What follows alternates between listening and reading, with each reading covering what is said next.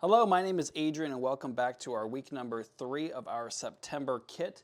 We had our week number 1 cardinal, week number 2 the penguin, and our week number 3 here we've got the watermelon. Right here is the pattern, and so we are ready to go ahead and get started with that. So without further ado, let's go ahead and check out the glass. Of course, this is the same glass that we've been using with the other, patterns there. And let me just make sure this thing is nice and focused up. There we go. All right. Hey, Michael. Thanks for joining. Ready to go ahead and get started. So for this particular project, we are going to be using the red, green, and white glass from the kit of September. And let's go ahead and get this out of the way. All right. So for the outermost sort of border here, I have that set up for the green. That's these pieces right here. And for these kind of pie-shaped pieces, those are for the reddish glass right here. And then for the little border in between the two, I've got that for the white glass right here. So that is pretty much how we are all set up for today. And hey, Valerie, thanks for joining. All right. And we've got, this is probably my favorite shirt of the bunch that we did, the little stained glass guy with the thumbs up. Got the mustache. And we're going to go ahead and sweep this off a little bit, make a little bit of cleaner area here. And so, of course, we've got our glass sort of set down, our pattern set down onto the glass, and we're ready to go ahead and get started with the cutting. And so, of course, we're using our pencil grip cutter. It's my preferred tool. You can really use any glass cutter you want. They all sort of do the same thing, believe it or not. So we can go ahead and get our apron on, try to protect our lovely clothes. Go ahead and move the microphone down a little bit. All right. So I'm going to keep these on here. These pieces are for the flower for next week, the final week of September, that is. I'm going to go ahead and separate my 4 little pie-shaped pieces. Give it a few taps here. And I'm going to go ahead and separate these here as well. This one's going to be a little bit trickier to separate. What I'm probably going to have to do is run this through like this. And then I'll have to just separate this one and keep this with the rest of the glass. So let's give that a shot, see if we can do it. Hoping we can.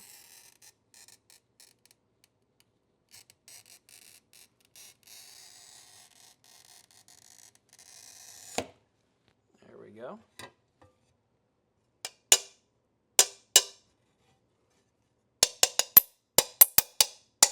Kind of give this thing a few taps from the back side, right where our score line is. Sometimes I have to kind of put it up to the light so I can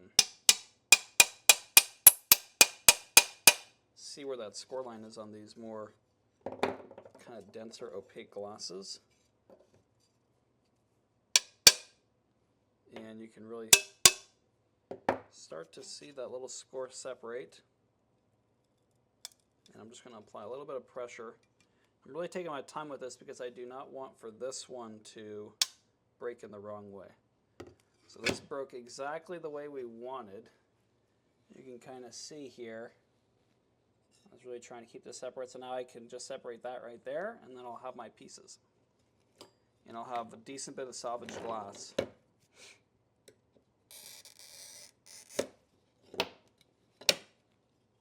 So I'll keep these right here with those for next week. And then I'm going to go ahead and get these separated off.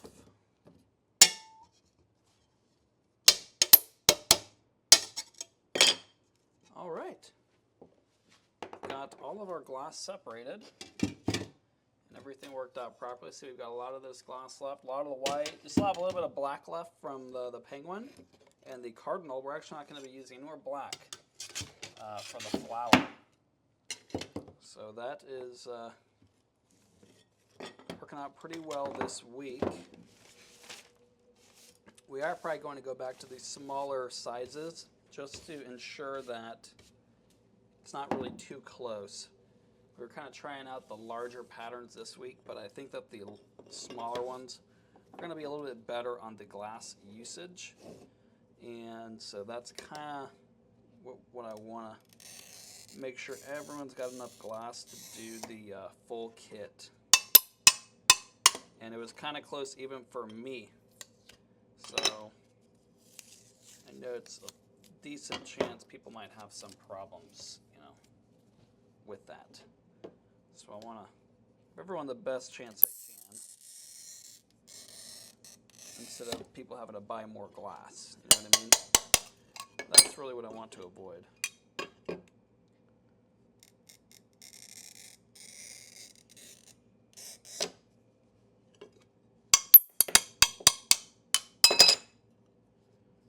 Got all of our red pieces separated.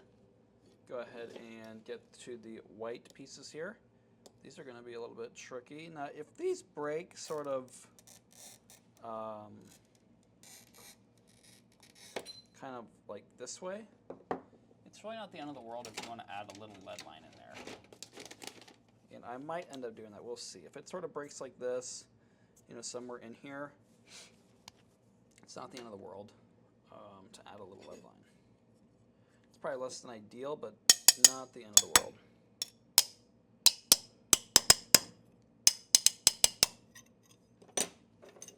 Because this piece, it's probably pretty weak. We're gonna see. We're gonna separate them for right now, and then when the time comes, we're gonna see what happens with that.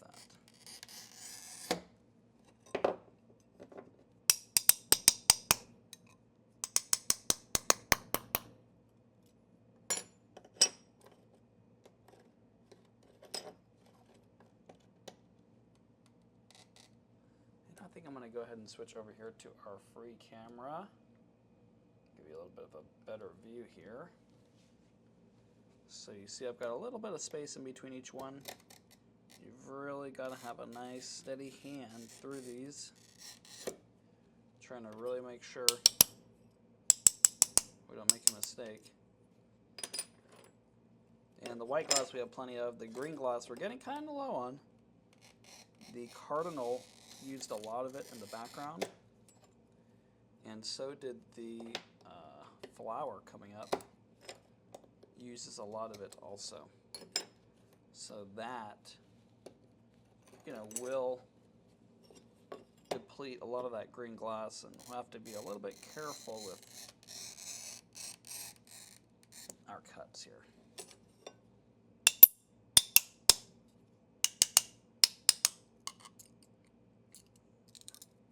Oops, look, see, we broke one through. So I think I have enough for another piece here. But if not, if it breaks a second time, then I'm probably going to have to split it in half, because I want to have enough pieces just in case we break a green piece too for the flower coming up. So that is something to consider going on a plan. Make sure you've got enough glass for all of the projects. And you want to try to keep these stickers, if you can, because they're going to have what the glass name was in case you want to repurchase that for some reason in the future.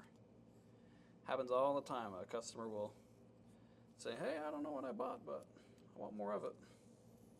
Thankfully, we've got a record of pretty much what people buy. Most of the time, occasionally,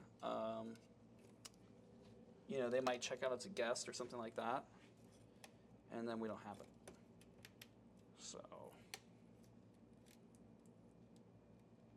unless they have the order number, stuff like that. But you just never know what might be missing there. Okay. So going to replace this piece here since it broke, and we're going to give it our best shot, see what happens. Kind of trying to get it close to the edge so that I have as much salvage glass as possible.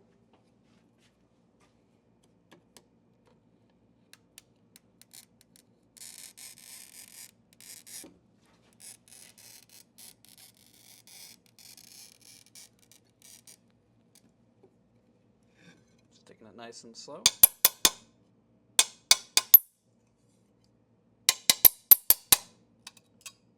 So that one came out good. All right.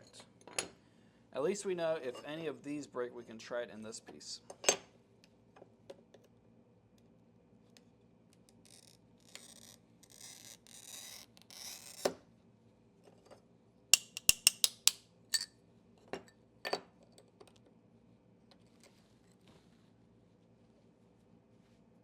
Oh, no problem, Michael. And to everyone, if you have any questions, please be sure to ask them. I'm happy to answer them no matter what they might be.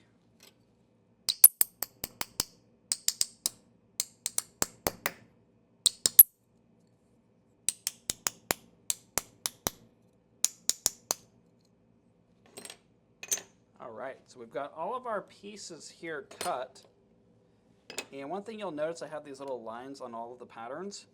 That is the direction that I wanted for the glass sort of pattern, the streaks to be. So you see this is pretty streaky in this direction like this. So that's why I've got the lines so that they line up with those directions. It'll kind of give you a nice visual effect. And Michael, the reason why I normally tap is because it's a little bit faster for me to tap instead of pick up another tool. Especially for curved pieces, the running pliers are probably not going to be your best solution no matter what. It might work a lot of the time, but for me, I find that tapping pretty much works 100% of the time. Sometimes with all glass breaking techniques, it will fail and, glass will break in some random direction. But in terms of the feasibility and being able to actually use the, to tap the breakthrough versus the running pliers, it's not always possible with the running pliers. And so for me, I just kind of, instead of thinking about, can I do this one with the running pliers, can I not? I pretty much always just default to knowing that I can do it with the tapping. And so instead of me, having to think about it, I just pick, really I don't have to pick up any other tool either. It's already in my hand. So once I start scoring, I can start tapping it through. Now, of course, some things you can't tap through, like these. This you might be able to tap through, but something like this, we're probably going to have to use the grozing pliers. And the running pliers wouldn't really be too useful here anyway. So that's why, personally, I'm not a big running pliers sort person, to be honest with you. But to each their own, if it works for you, I encourage you to do whatever is best for you. And you should also just try out different ways just in case. You never know if something might work better and, you weren't aware of or whatever it might be. And to be honest with you, ever since I was little, for whatever reason, that they just, no one at our shop uses the running pliers. Unless it's a big sheet, and unless we're just cutting pretty much straight cuts exclusively, then they'll break out the running pliers. But other than that, pretty much always tapping and grozing pliers.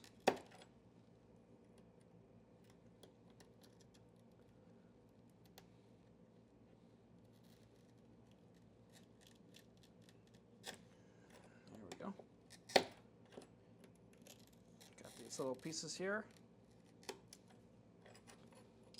sort of the lighter part in between the red and the green, the red sort of flesh part of that watermelon and the green kind of shell or whatever that part's called.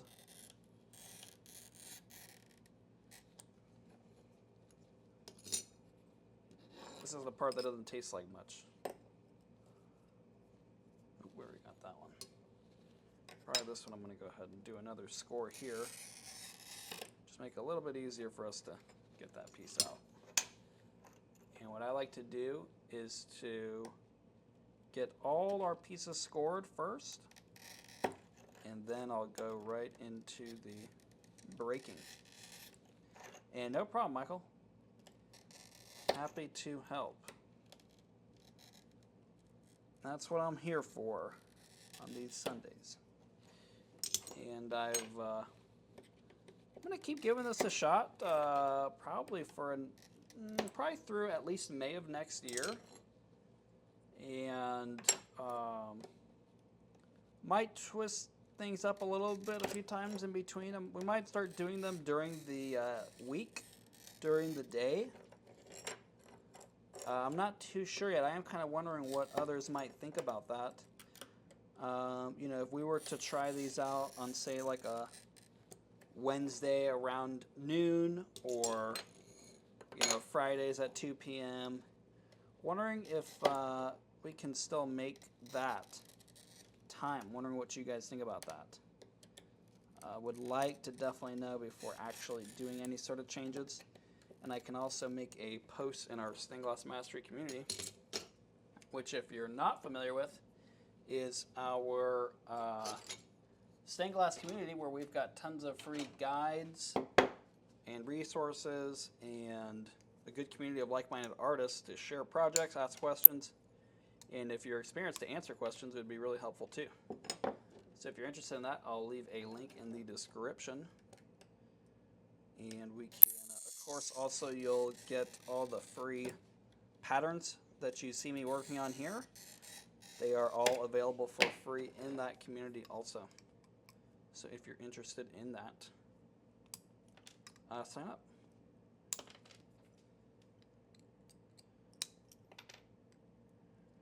So I like to kind of just break these down to a little bit of a step down situation here. And I find it just makes it a little bit easier.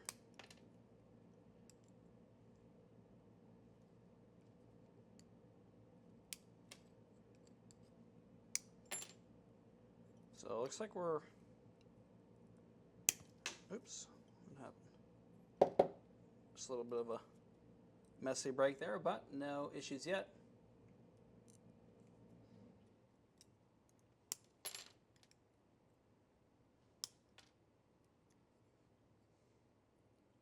Okay, Bobby mentioned you got some work during the week there. That's helpful to know. Got our first little green piece. Okay, looks like Valerie would be working also, and Michael. Looks like everyone's pretty much working during the week so far. So that definitely helps me kind of figure out what to do.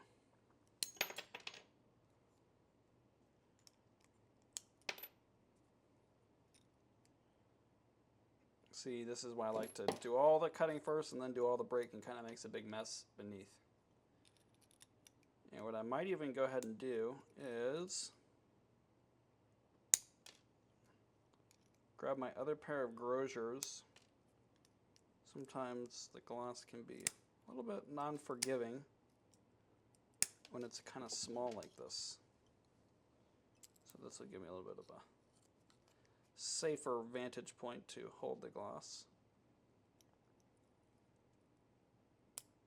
There we go.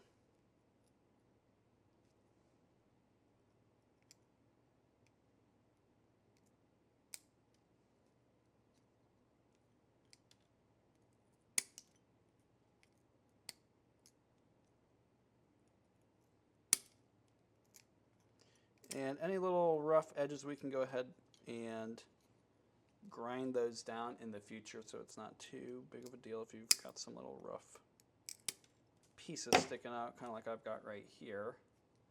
Might be a little bit hard to see. I'm going to set that aside.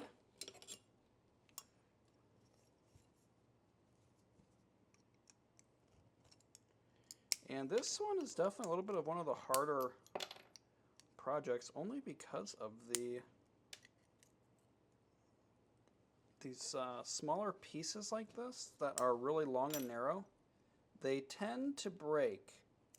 So we've gotten pretty lucky. We only had one so far break wrong. But if we do run into that, that is probably to be expected.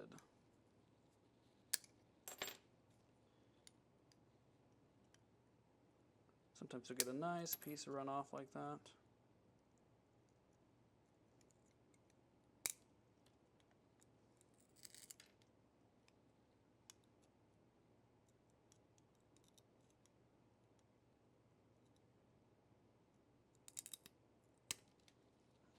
All right. Keep it moving here.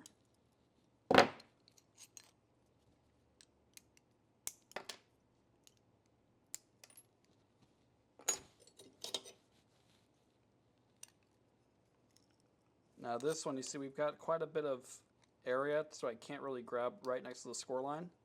So for this one, I cut it down a little bit right here. So that'll help me get quite a bit, and I did on this other side too. That'll help me get quite a bit closer to the score line on the curved edge, which is kind of going to be a weak point. So we want to get pretty much right onto it if we can.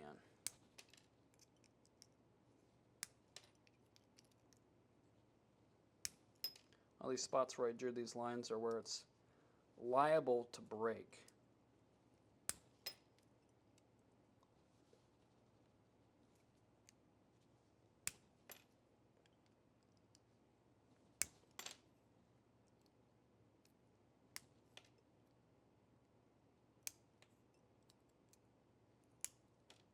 There we go.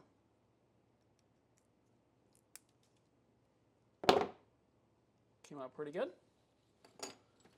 These pieces are a little bit fragile, these really long, sort of narrow pieces. Oh, that worked out perfectly. Got kind of lucky there on that one. Just broke right where we wanted it to. And that does happen occasionally.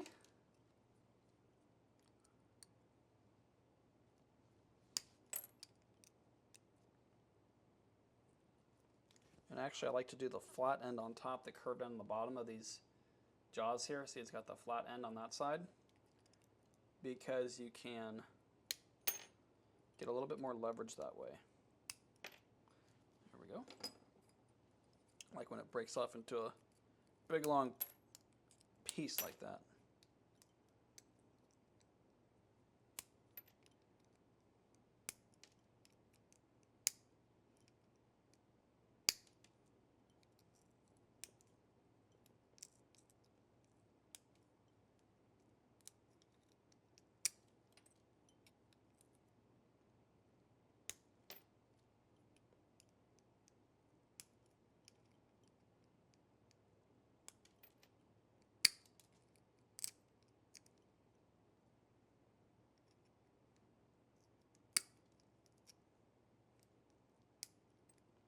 All right, got that one. Now we're on to our red pieces.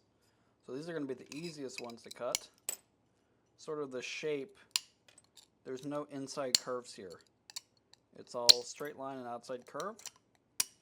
So this one is very unlikely to sort of break in a way that would be disadvantageous. It's pretty easy to break those. So we're pretty much in the clear now. Just get these all separated. And onto our grinding. Of course, we are using our vinyl templates that are very easy to use. And I'm wondering if what Cricut machines that y'all use. I'm looking at maybe getting one. Hey, Mary Langworthy, thanks for joining us. Good to see you again. Thinking about getting a Cricut machine, maybe doing a video in the school community on how to use it. I've seen a few videos on YouTube of people using some of these machines with the vinyl and all that. And I'm wondering what y'all have been using. What machine is good? And I'm wondering what material is good for this purpose. that would be very helpful for me. I'm kind of wanting to get one of those machines. So let me know your recommendations for those.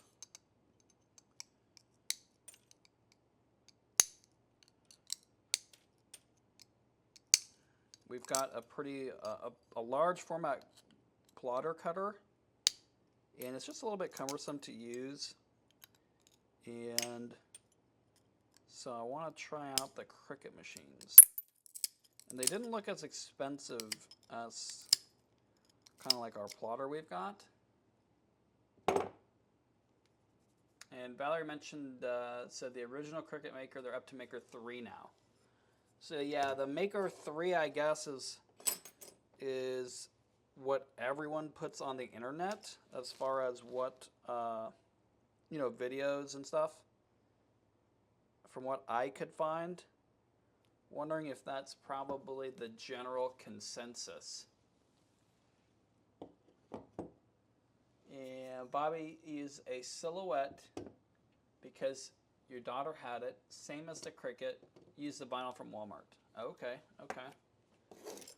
Have to check out that vinyl from Walmart. I guess it's just a. Do you buy it in a sheet or you buy it in a roll? Because I guess I've got rolls. I could just use those. I guess. I don't know if I know the sheets. It's sort of. It doesn't cut from a sheet. It cuts from a. I'm sorry. It doesn't cut from a roll. It cuts from a sheet. That's what I've seen. So I guess I could make sheets out of the roll.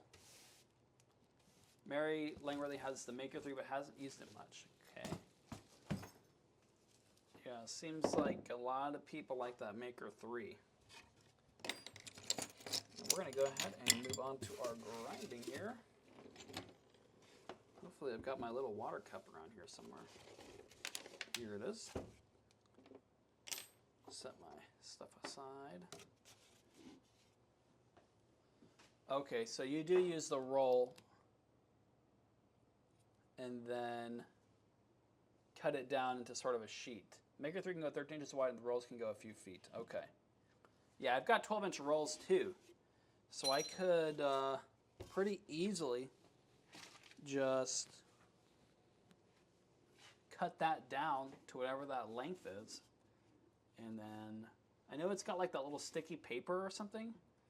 Maybe not, paper's probably not the right word.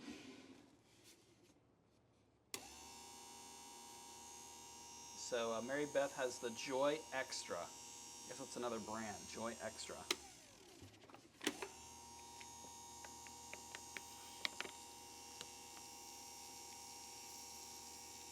ahead and get this thing all watered down. Oh, I want to go ahead and protect our little foiler here.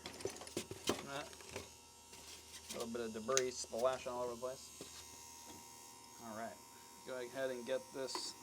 So again, this is pretty simple. We're just pushing that glass right into the wheel here until we hit that pattern.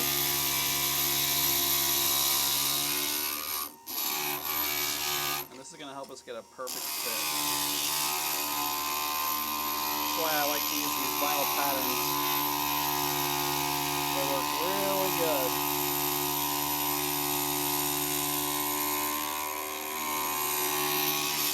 Very good and very easy.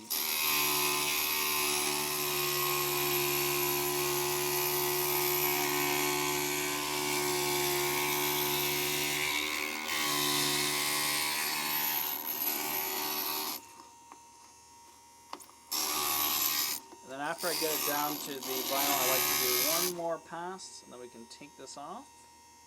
And we've got our little glass bath over here. These are pretty big pieces. They're probably not going to fit very well in here. But we can at least get it started. And Valerie mentioned you do not need the cutting mat with the Maker 3. And Mary Beth mentioned they have vinyl roll and cut it down to a sheet. Okay, gotcha. Yeah, I'll do the.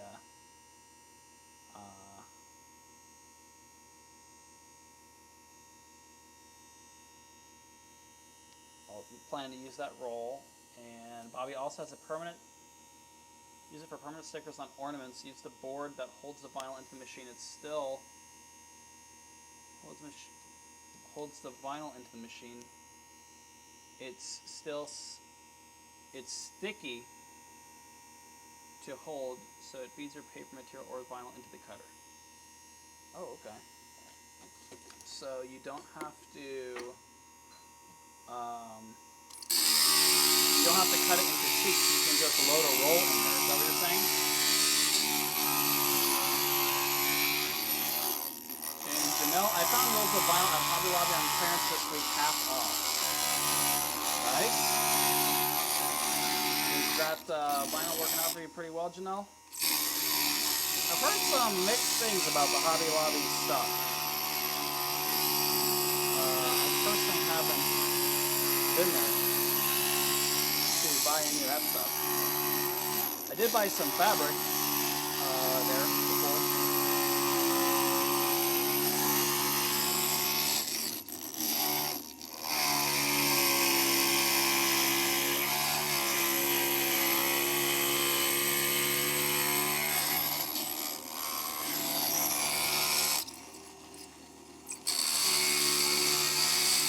I haven't tried it yet. Gotcha. Yep. Yeah, I'm just, I'm pleased to hear that you don't necessarily have to buy it in sheets. That's very helpful. And Mary Beth mentioned, I have the design space, but I've not figured out how to transfer my pattern to Cazalia yet. When you say design space, is that like a machine, or is that a software? Totally unfamiliar with the whole deal here. And Bobby's daughter's first by an Oracle brand vinyl. Yeah, I'm pretty happy with the vinyl that we get. Actually, we get it from Edco, believe it or not. They ones that make that copper foil for everybody. And they also make that vinyl. And so I've been pretty happy with that. I got no problems with it. And we buy like 20 bucks at a time. And looks like Valerie also hadn't figured out on Design Space yet. I think Cindy gave some tip. I'm guessing that is it must be the software you're talking about. Design Space.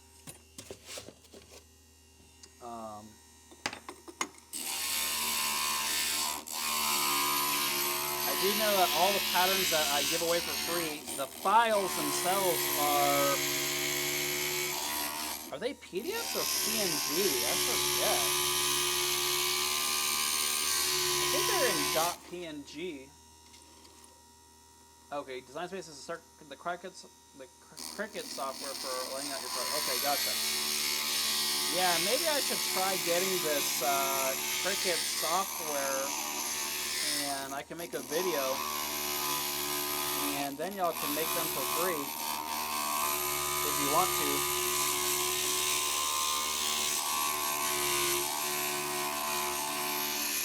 And I think it'll be pretty nice and intuitive.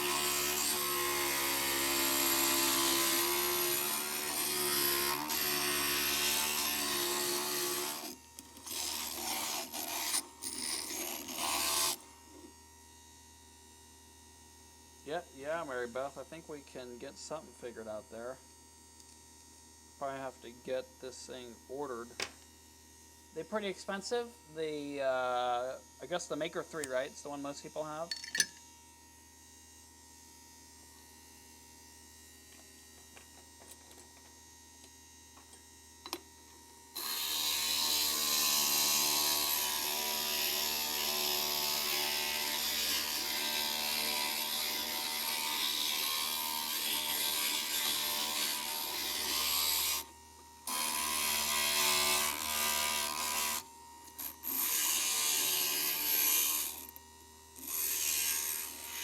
PNG, which is for online, PDFs are better for printing.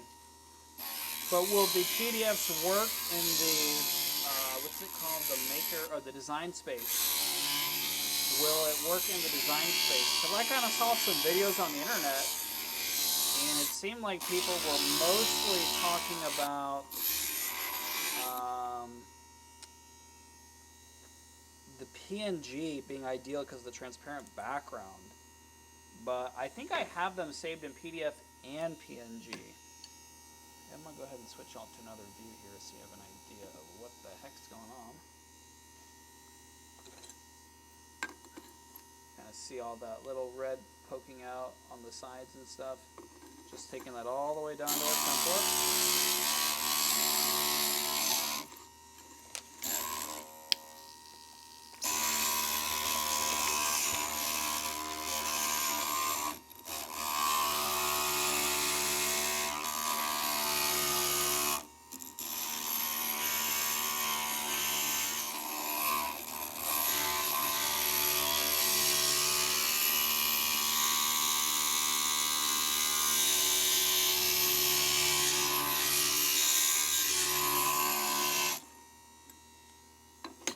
In case you're wondering what this little bottle of water is, it's just got a little hole poked in the cap, and I can kind of easily spray it right into my little sponge here.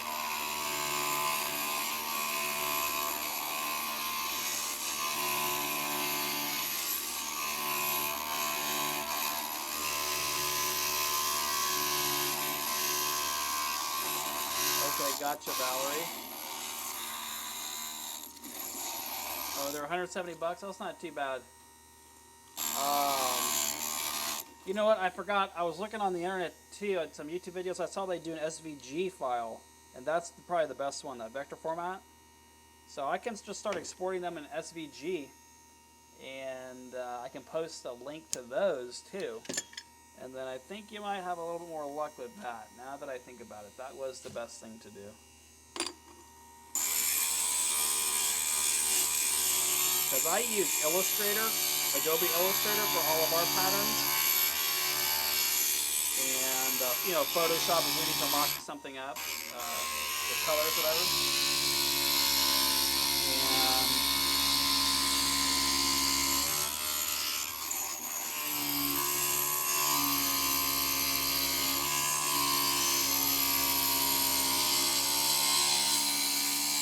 so I can export those patterns as an SVG.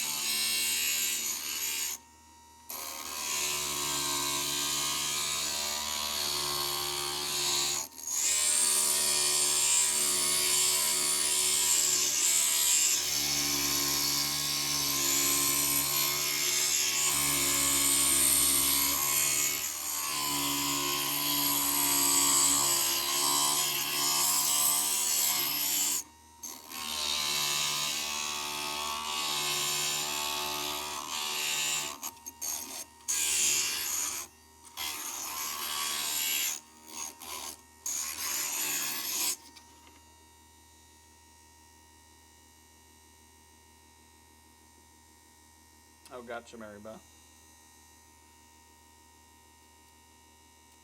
And when you say how much to cut your lines out, you mean the thickness of the lines?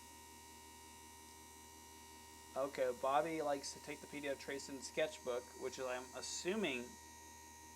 Okay, so it looks like I do have the PDFs linked, I guess. And maybe, you know what, I remember now. I have the PDFs linked, but I saved the picture as a PNG.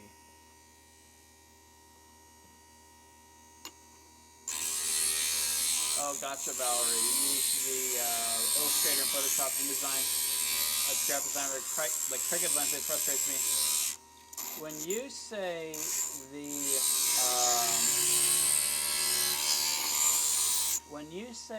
the Cricut design space frustrates me, why is it? Is it just not seem user intuitive? Because I'm pretty sure the Adobe products that you use are a lot more robust. And honestly, probably a little bit more confusing. So I guess I'm kind of wondering what you don't like about it. And Mary Langworthy, it would be helpful if you could help us learn how to transfer patterns into Design Space. Yeah, I can do. I can get something going, and hopefully, you know, that'll help out. Sketchbook is a free program for Android. Now, Sketch, does it create a vector file or it's creating a PNG? Just out of curiosity.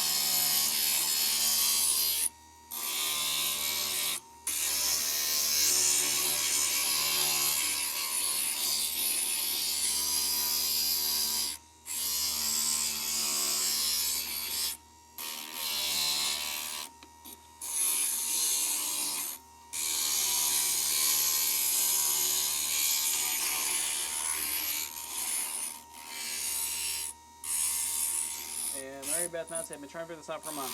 Gotcha.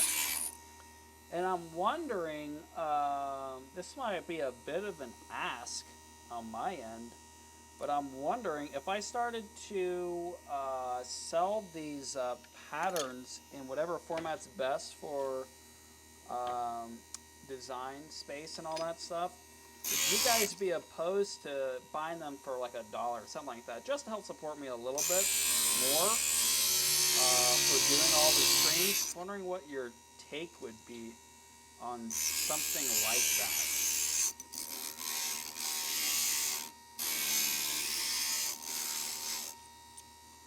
It has lots of options to save. I think use a JPEG and PNG. Gotcha. And let's see. Mary Beth Massey. Yes. Okay. Awesome. That you could be all right. Just paying like $1 for that digital download, something like that. Wouldn't be too much. Just something to help me, support me a little bit for doing these live streams here. And Valerie, I'm used to being able to make so much minute adjustments in design space is limiting compared to my professional programs. Kind of like going in design to Canva. Gotcha. Gotcha. Yeah, I don't like Canva too much personally. I mean, I kind of like the templates they have that make it a little bit nicer. Some stuff, kind of quick and easy. And Mary Langworthy, $1 would be worth it. Okay, awesome. Yeah, that's not. I don't want to gouge anybody's eyes out or anything, but just something to help out for the work. It does take time and all that stuff. So nothing too crazy, just a little something. Probably it would save you guys a lot of time if everything was already in the right format.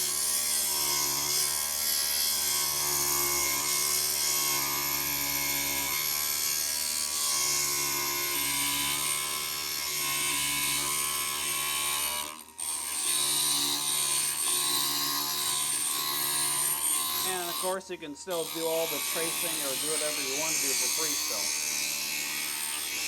It's really just purely if you wanted to help support me a little bit for doing this.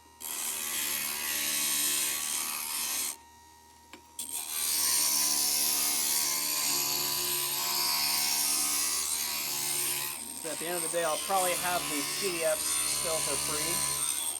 And then if you wanted to purchase the file format that Design Space will just kind of accept, then I could have those for purchase, just a little $1 type thing. Oh, awesome. And Valerie and Mary Beth, happy to pay for Pat. Awesome, I appreciate that. Well, then I might get something like that together here, maybe for the next month. I'll try to get all that together. And Michael, I would be open to paying for digital downloads to offset the time you spend putting them together. Awesome, guys. I really appreciate that, everybody. And I don't want to,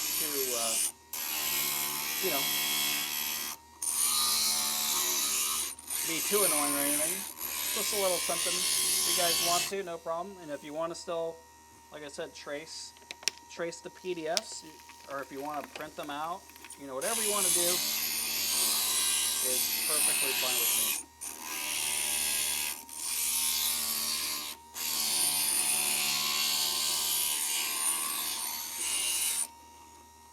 Oh, awesome, Valerie. Thank you. Appreciate you guys too. Really appreciate everybody showing up every week and doing the projects and posting in the community and everything like that. It's been a interesting sort of experiment, this stained glass community here.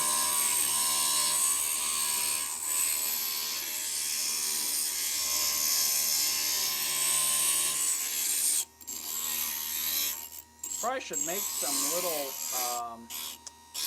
something to make the stream maybe a little bit better too. I've been thinking about getting the live chat to sort of appear, you know, on the side of the screen somewhere. So as people like make comments or whatever, it kind of will appear right here. And then you can read it while I respond to it and stuff like that. And also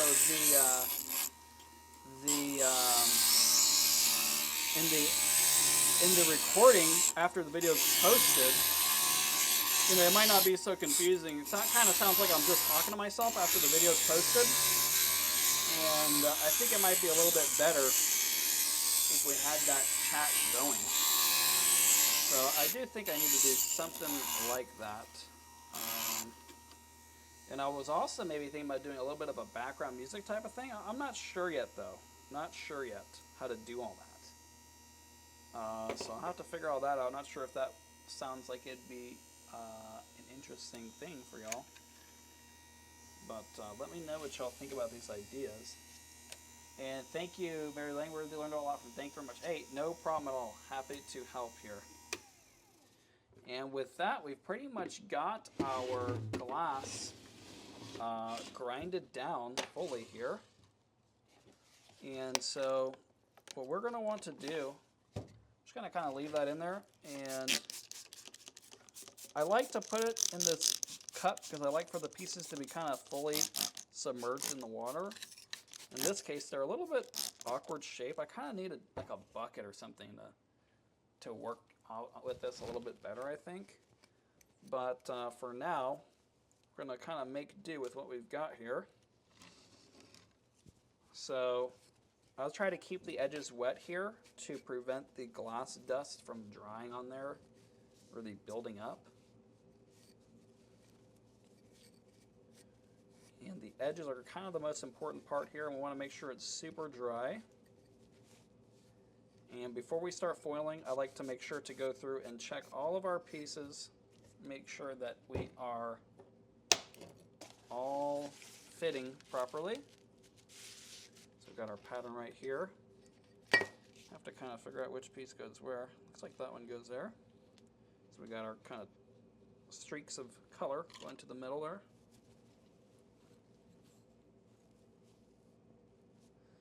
And Michael says, I see on Etsy people say that it's okay to sell the product you make but not resell the pattern. You might want to consider adding that to your download to protect your design.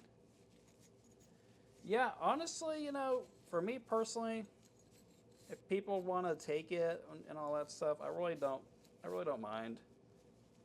At the end of the day, we just want to get as many people doing stained glass as possible. You know, because we do sell supplies and everything like that too. So maybe if they don't buy the patterns, maybe they'll buy some supplies at some point down the road.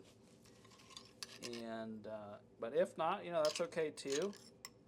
And at the end of the day, we're just trying to get as many people doing it. So if they take some designs, I can live with that, to be honest with you. And Mary Beth, I know it takes time to design projects for us, and I appreciate. Hey, no problem at all. Happy to do it.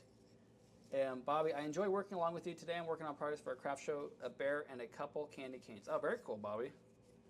I like that. Candy canes. Must be Christmas coming up soon.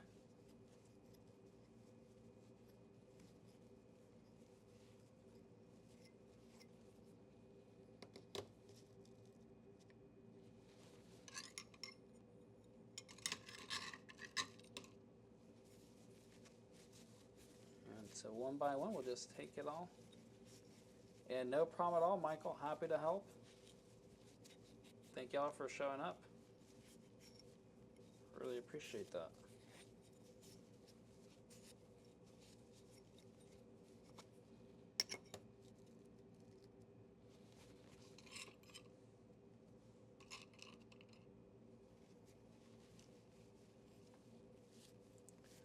Tis the season. Yep. Man, I should have planned for December to have some Christmas stuff. I might go back and redo that one. Let's see, what are we in? Going to be October, November. It's already October. I wonder what I've got for October. I don't even know. It's been a long time I put all that stuff together.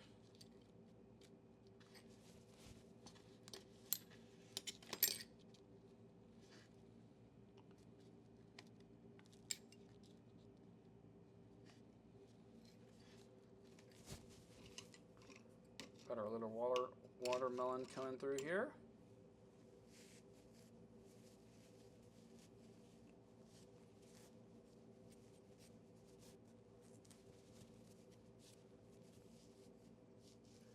Make sure we get these all cleaned up. This little roll is sort of rolling up.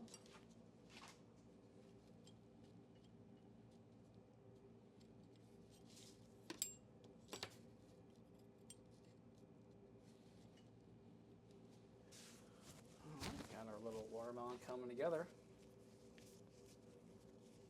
Mary Beth mentioned she got a cheap tray, got a Dollar Tree. Is that for the? Is that for all of the glass? Yeah, that would work. A little tray really would be the best thing instead of this cup, because you need a little tiny bit of water, and it'll spread out over a wide area, and it'll be just enough to kind of keep it submerged. Yeah, I should get something like that. Even like a little paper plate. Well, maybe not paper plate, but some little plate would do. Well, maybe not a plate. I think the tray really would be the best thing. I have to see if I've got one. I probably have something that will work.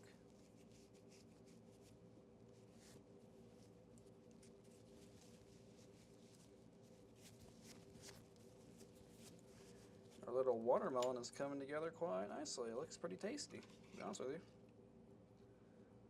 Looking pretty tasty. I just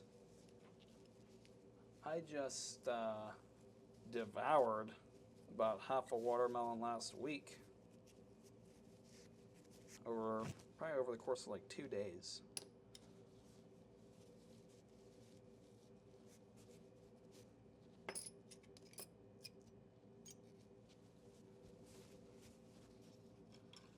Yeah, Bobby, I use a tray that Lunchmeat came in. Gotcha. Yeah, that could work too. Something like that.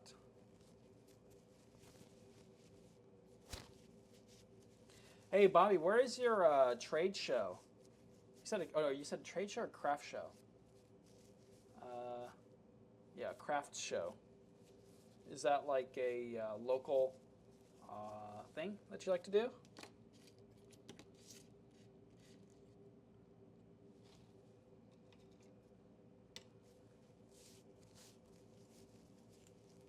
Oh, you need salt to go with it.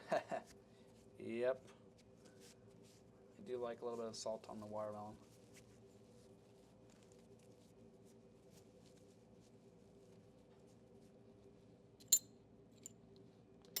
We've got our last little piece here. This one actually wasn't too bad. I thought that maybe this wouldn't be the best beginner project. Really, it's not too bad. It's just these long, narrow cuts. If y'all are working on this project, let me know kind of how that went for you. For me, it wasn't too bad. I just had that one green piece I had to recut. Really not that big of a deal though. But kind of wondering how it went on y'all's end. And of course, with the end of our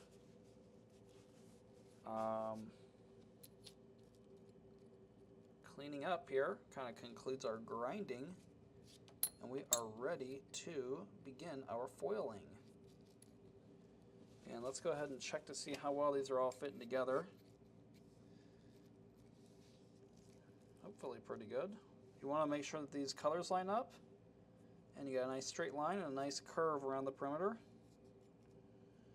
You might have to just kind of mess it little by little until you make sure everything looks good.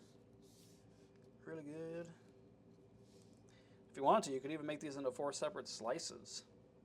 But for us, we are going to make it into one big panel here.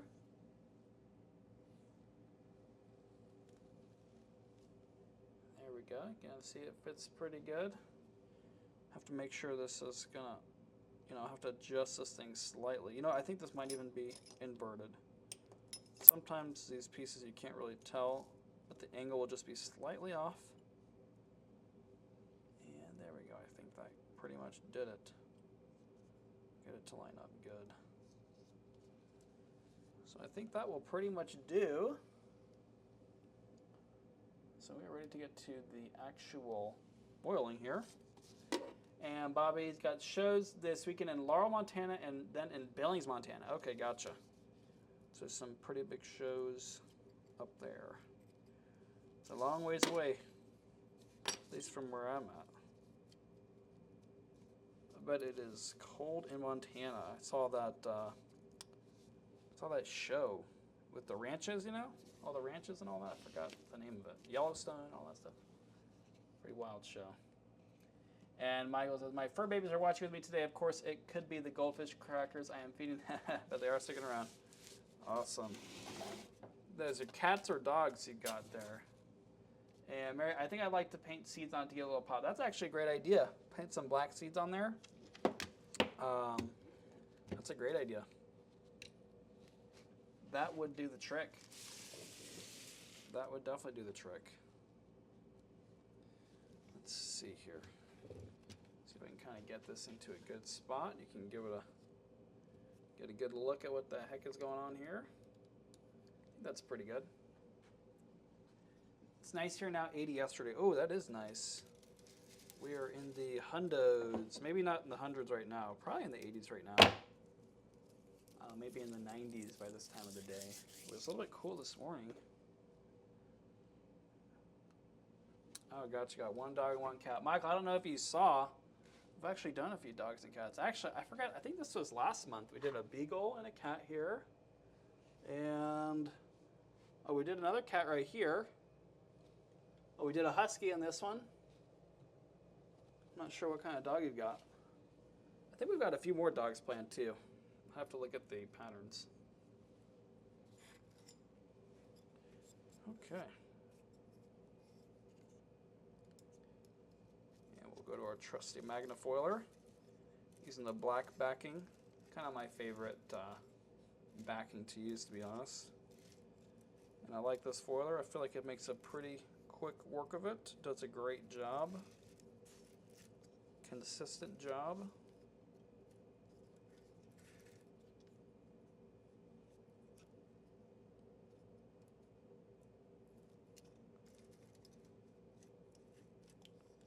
There we go. Pull that out. Got a little bit of overlap, about a quarter to a half inch.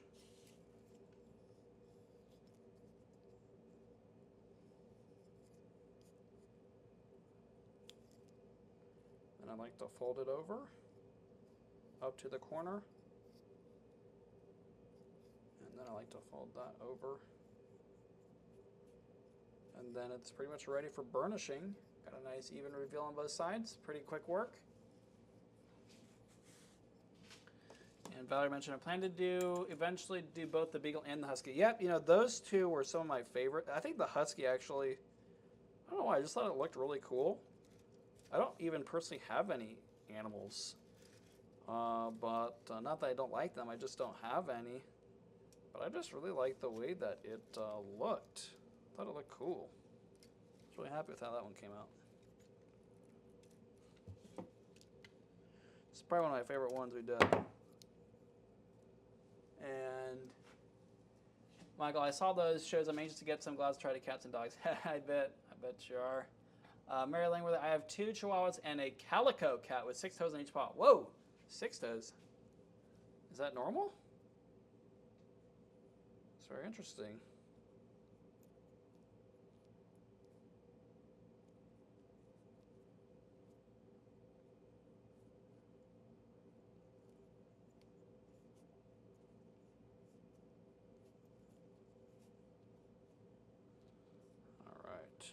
Got this nice even reveal.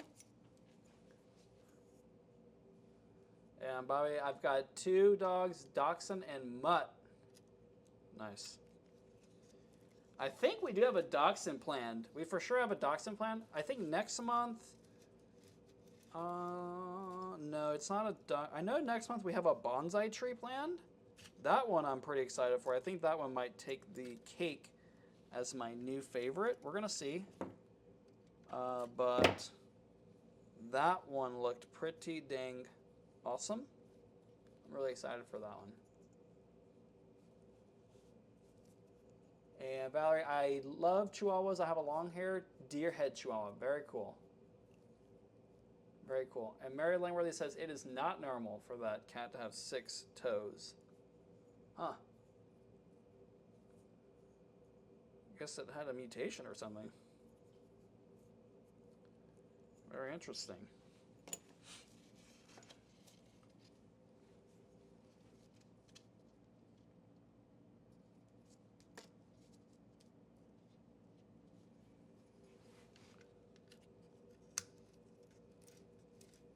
And Bobby mentioned they saw a dachshund pattern coming up. Gosh, I just don't remember. I know for a fact there is one.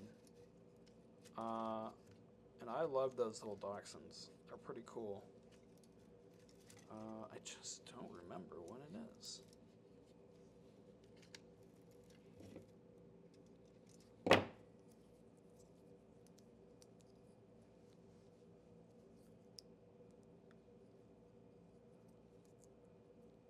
And Michael says, my dog is a Kai Poo, Chihuahua, Poodle mix, and a Calico cat. Very cool. Interesting. I guess this Calico cat is a common cat. I think, is it Mary Langworthy mentioned they got that Calico?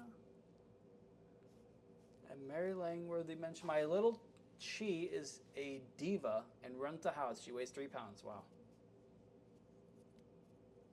That's pretty fun. I know my brother-in-law and sister-in-law, they've got a little Chihuahua. And he definitely acts like a tough guy, but you know how it is. You know how those little dogs are. I remember one time I was at this client's house, and they had maybe like 4 little dogs. And they were all barking up a storm, all that stuff. They said, oh, they're not going to hurt you, you know, all that stuff. Okay, no problem. Just walking through, and one of them was just eyeing me, walking, you know, I'm walking through, looking at me probably for like 10 feet of steps I'm taking. And all of a sudden, just sprints over, gets my ankle, little bites my ankle, runs away. Blood a little bit, not too bad. Just kind of funny how these dogs are sometimes.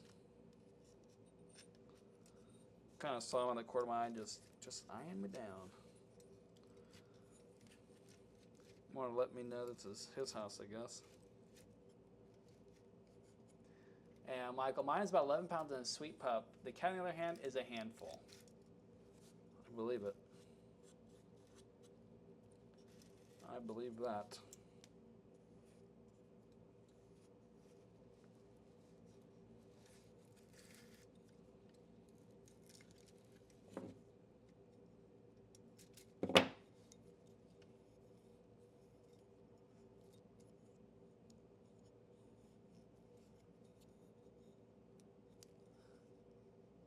Yeah, tagged me. Chihuahuas think they are aligned. They do. They do. And Cat tagged my girlfriend's cat, but she has taken a liking to me since they moved. Oh, that's good. And Valerie, mine is Queen Bee and rules the roost. All hail the Queen. That's funny.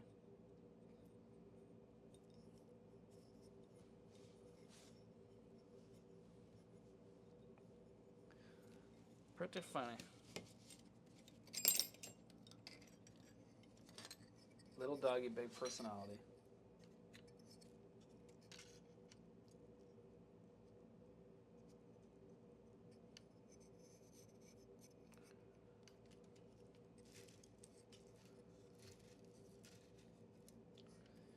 I am wondering, some people have animals here, kind of what you do to make sure that whenever you're working on these projects, you don't have any problems with them.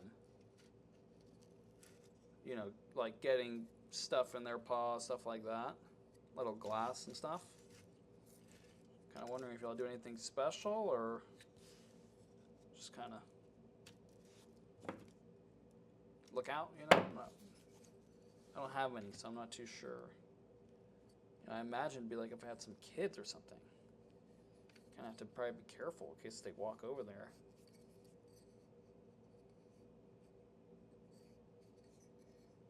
Just never know what can happen.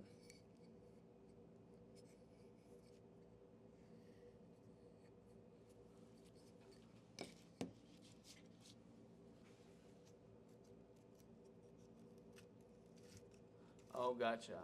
Mine are trained to stay away and vacuum a lot. Okay, gotcha. Gotcha. And working at another place. Gotcha. Yeah, I guess like for me personally, I do this work in the garage here. And so I'm assuming maybe you just wouldn't let them in the garage. Or you'd have to clean up pretty good, something like that. And Valerie asks, do you sell one of those foilers? I was considering getting one because foiling is hard on my hands.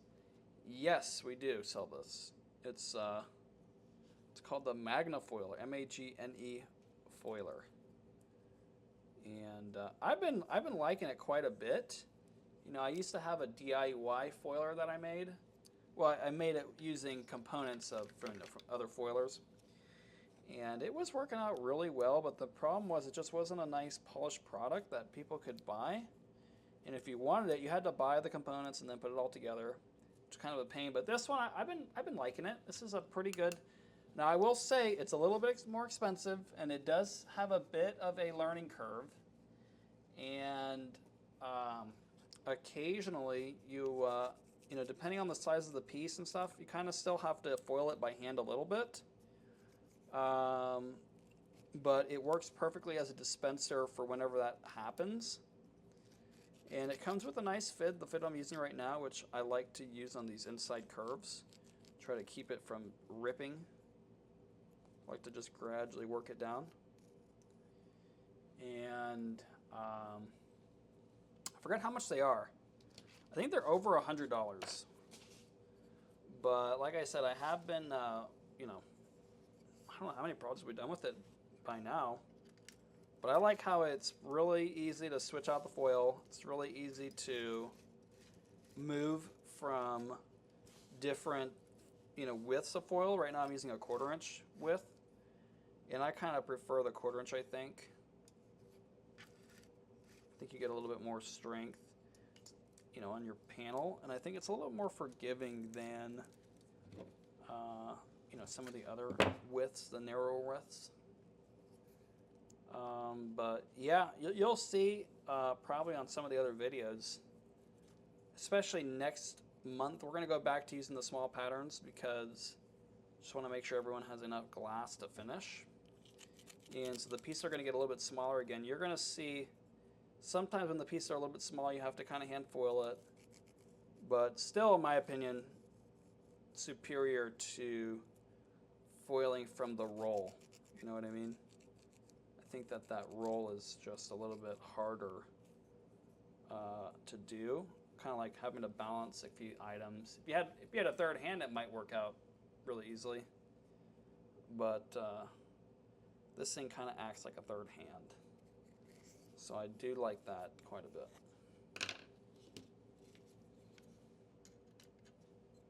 At the very least, I think you should get like a foil caddy or something like that.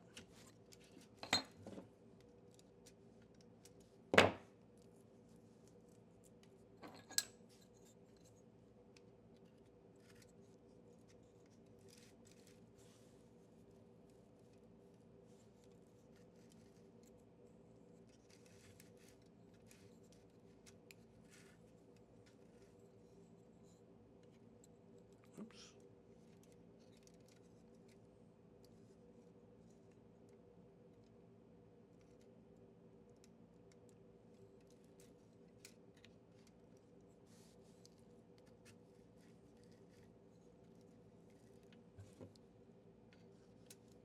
But yeah, it's been a pretty good foiler. Oops, forgot to overlap that a little bit. And Lexi Lou, Texas, did he say, why did he say, oh, well, I prefer the 1/4 inch because I feel like it has a little bit more of a room for error. compared to like a 7/32. I mean, we're talking about a 32nd of an inch, which is not even on a tape measure. You know, it's half of a 16th. So it's not like a huge difference, but for me, you know, it's just a little tiny bit more forgiving in case your foil is not perfectly centered, and it adds a little bit more strength throughout the piece. So that's the reason why I prefer to use 1/4 inch.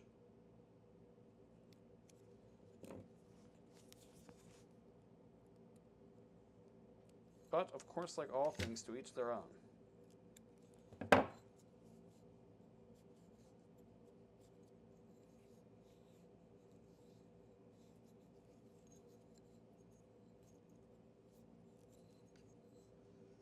right, looking pretty good.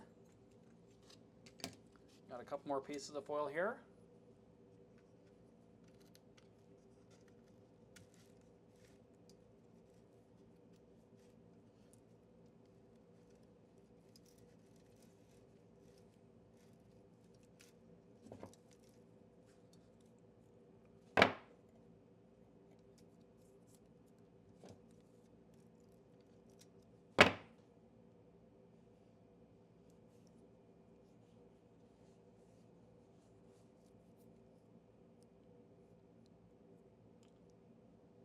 Right.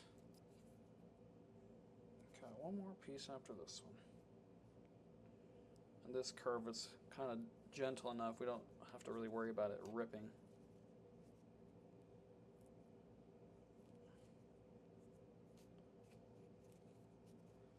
We got our last little piece here. And then it is time for some burnishing. And we can show out the fiddlestick. And Valerie, I've seen a tabletop foiler, but I think you have to swap things out for different widths of foil. Oh, Lexi Lou TX, thank you. My Yoki's was yapping. Oh, no problem. Yeah, Valerie, the tabletop foiler, it's all right. We sell it, people buy it. It's not my favorite in practice personally. I do still think it's more superior than, like, you know, just hand foiling. But I think this one is a little bit better than that one, to be honest.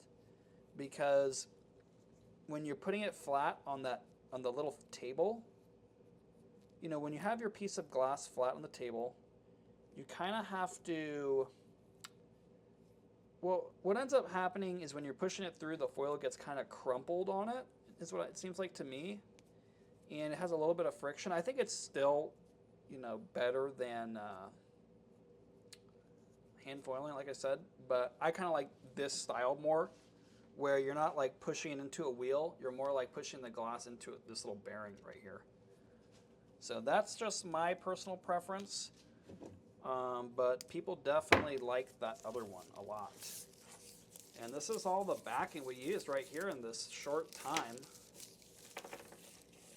So this thing, I mean, you know, it does a pretty good, I mean, it does some foiling pretty quickly. So that's pretty good. So we're going to kind of move this out of the way. And what we're going to do is kind of sweep off our area again.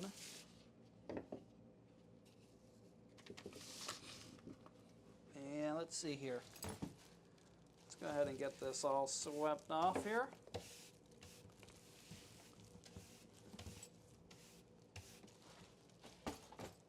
All right. So now we need to go ahead and start burnishing everything up. So I'm going to go ahead and move all of our pieces over here. And I'm going to swing you down.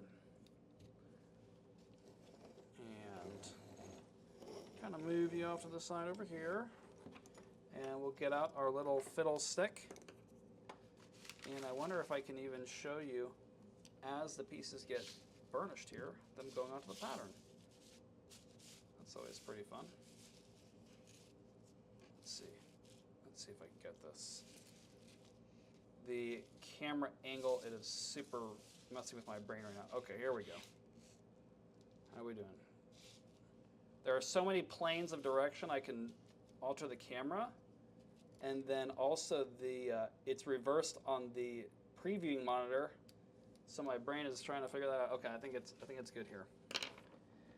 And I wonder, okay, good idea of a knife. And Mary, do the bearings ever wear out and need to be changed on the foiler? You know, I haven't had a problem, and it's really. Let me show you up close kind of what we're looking at here. So this is, when I say bearing, this is really the little, it's like a little plastic thing.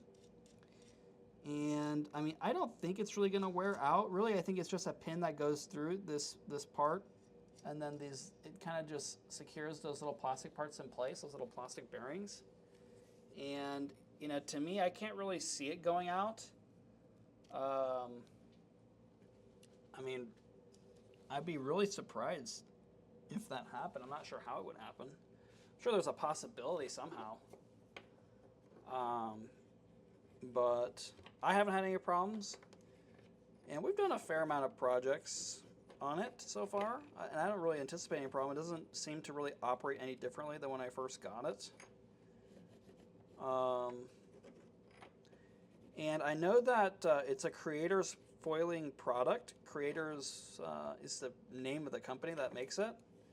And I'm pretty sure, I don't know if they make all their stuff in-house or what, but I'm pretty sure they can get that product. And it would be a really simple thing to just pop that pin out and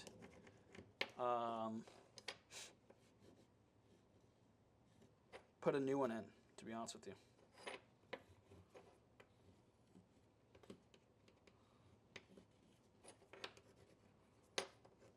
All right, got our first piece. This is a really easy pattern here.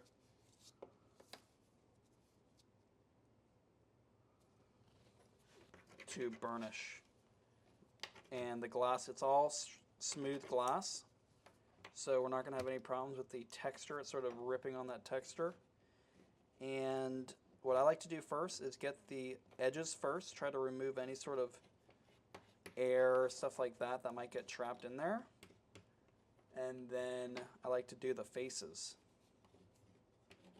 And you're kind of doing it in a general direction of out to the center, from the outside center in, so that you don't accidentally knock that foil off.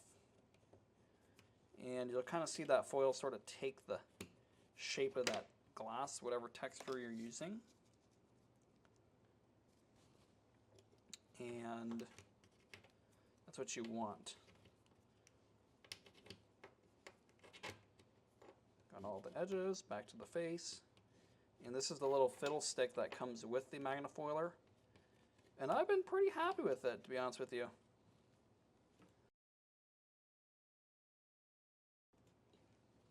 Pretty happy with it.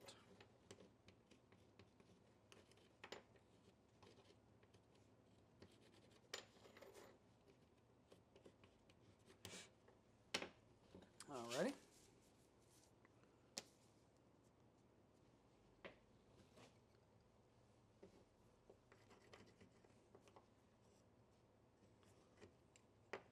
And this piece you're going to want to kind of be careful with. Don't be pushing on it too hard. You don't want to break it, especially this far into the project here.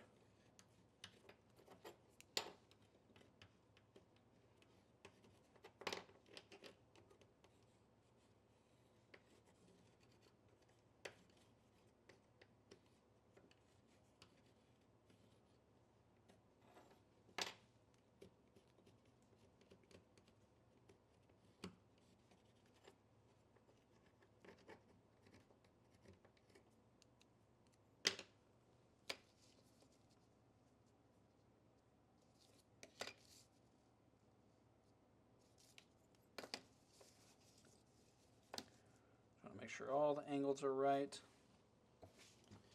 We've got to make sure everything lines up really nicely in our little thing here.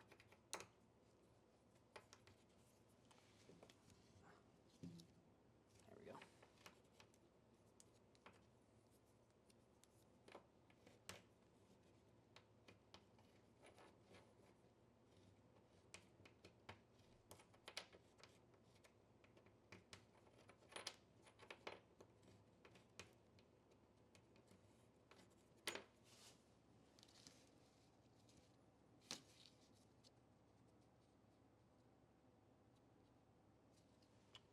right.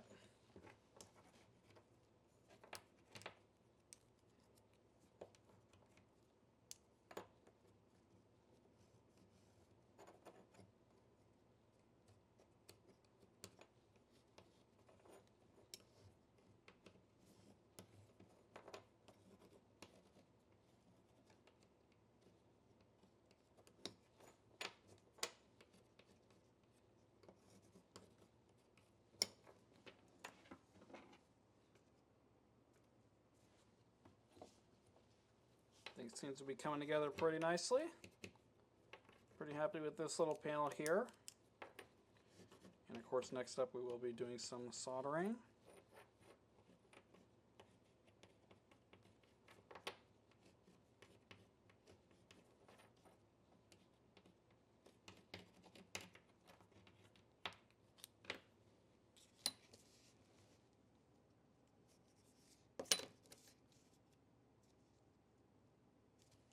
All right, got one more green piece here. And then onto our red pieces.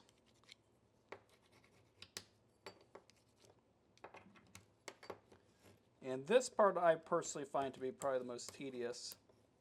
Sort of a lot of the same thing. Kind of checking for defects as you go through.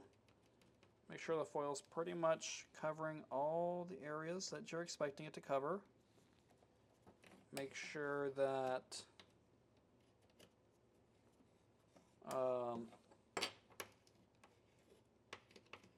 there's no voids. Make sure that it's all lining up properly where you overlapped the start and stop point.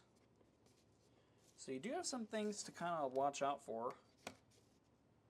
We don't want to just be idling through it. And we want to make sure everything is fitting properly. Let's see.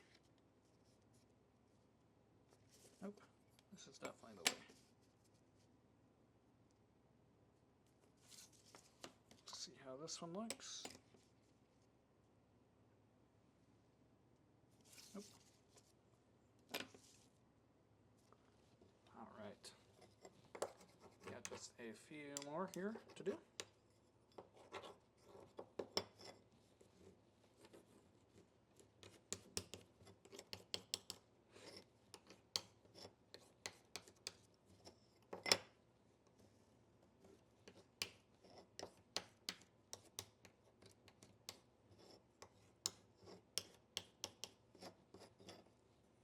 All right.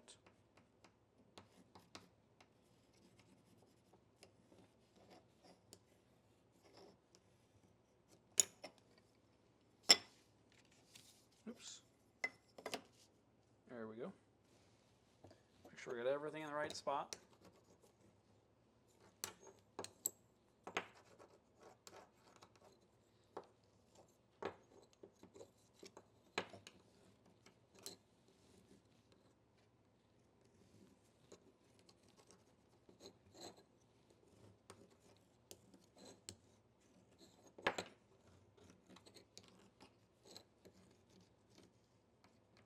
And I can already see the thumbnail for this video. It's going to be me taking a bite out of it.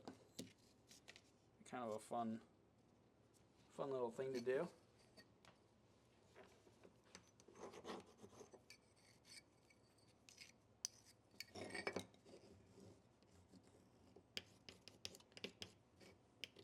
And I forgot to mention too, we are starting to finally get some more of our church projects back and posted.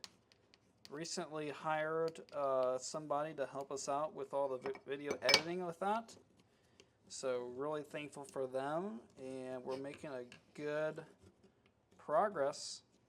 And we're getting one of our videos out now. We've got projects for about 2 years back filmed for our studio, and pretty much all church windows.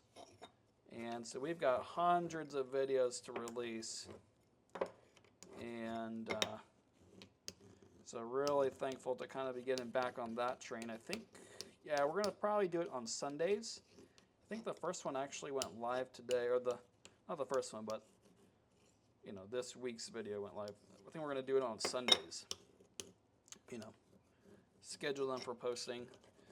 And so pretty happy about that, and looking forward to getting some more of our church projects out there onto the internet. Can probably show you guys too in the Stained Glass Master community. Kind of posted a few sort of sneak peeks ahead of time,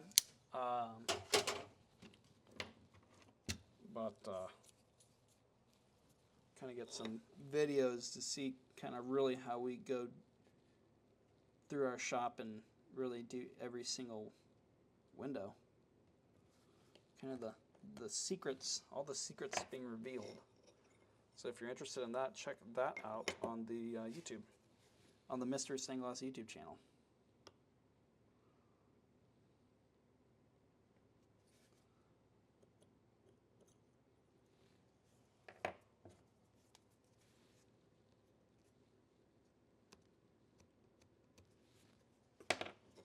Alrighty, and with that, our last piece being burnished, we're going to go ahead and turn on our foiler.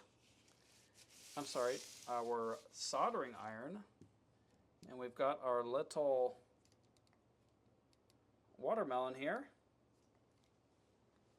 Looking pretty dang good, if I do say so myself.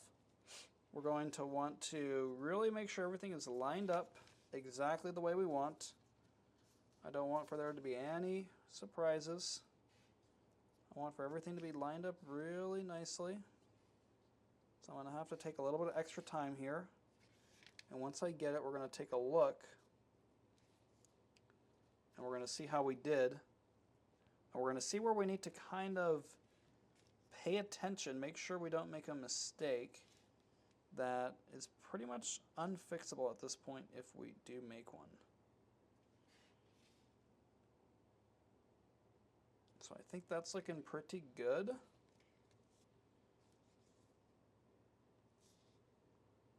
Because when we're doing this, we have some things we really want to look out for. So we really want for these to be in a nice straight line all the way. You know, all these three. We really want for this to be in a nice straight line, you know, nicely connected all the way, if we can. And we want for this to be a nice straight line. So let's take a quick look, see what we think. So I have a little bit of a void here. It's going to be fine if you have a little bit of a void there to make sure that this is still centered. Because you don't want for it to look something like this. See how that would just look off? You want it to be sort of right there in the middle, like that. And if you have to put a little void to balance it out on both sides, that's okay. So just keep that in mind.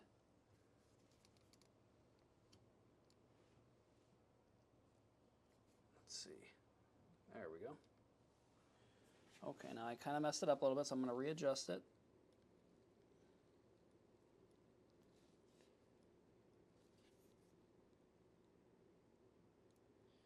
Just making sure everything is going to pretty much be lined up in all the ways we talked about.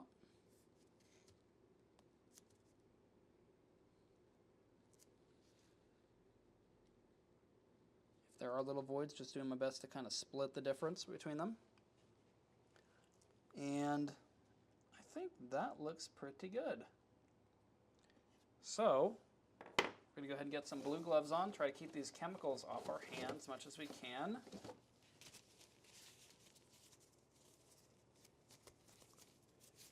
We are going to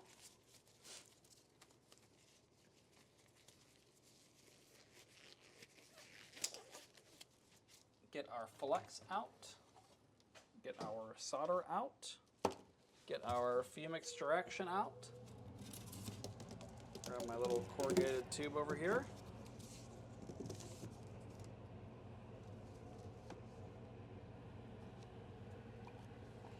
Mix up our little goopy solder real quick. And we're going to kind of tap this through. Boop.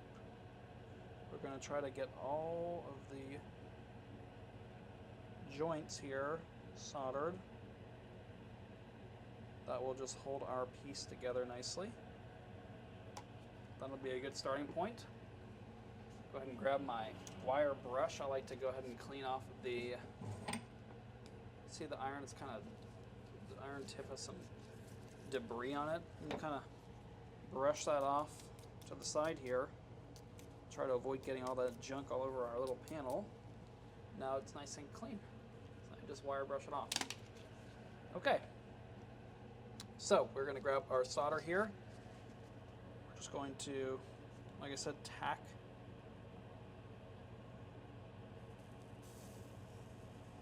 these joints down.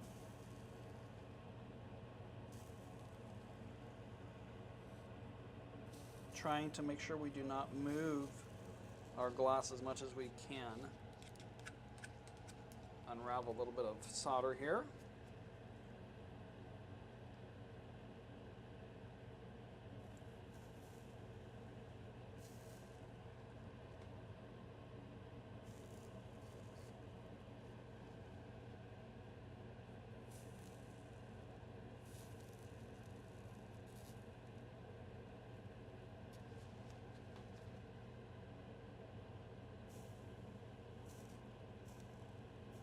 There we go.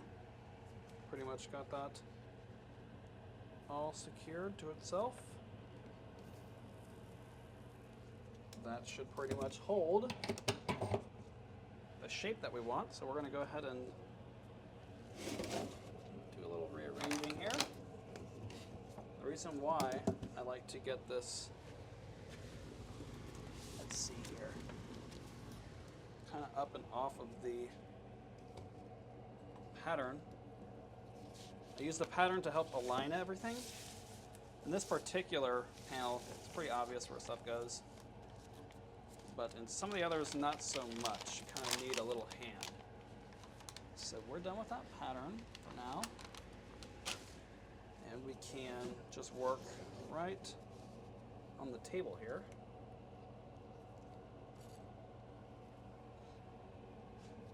And so we're going to take a good bit of solder, a good bit of flux. We're going to kind of really just flex up the whole thing really well.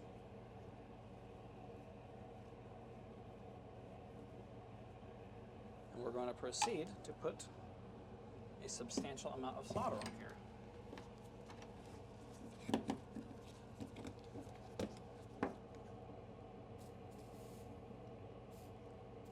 I like to kind of load up the perimeters when I tin them. So that way when I go to edge bead, everything pretty much has a healthy amount of solder on there that we can use instead of having to go back and forth to our roll. So we'll just do the perimeter first here since I started on it.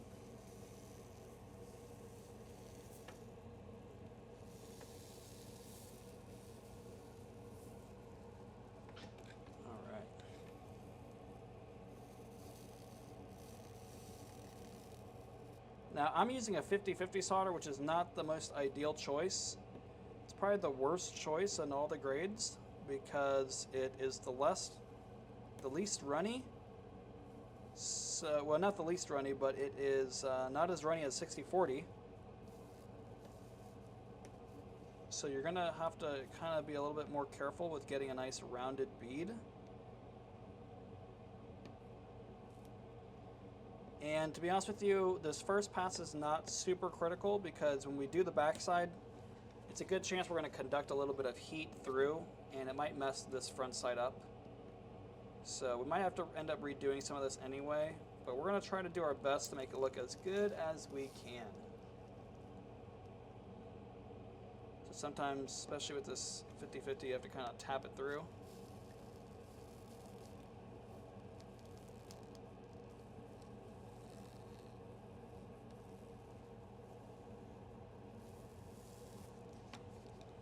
Getting a little bit hot, so I'm gonna switch it over, get a little bit more the roll.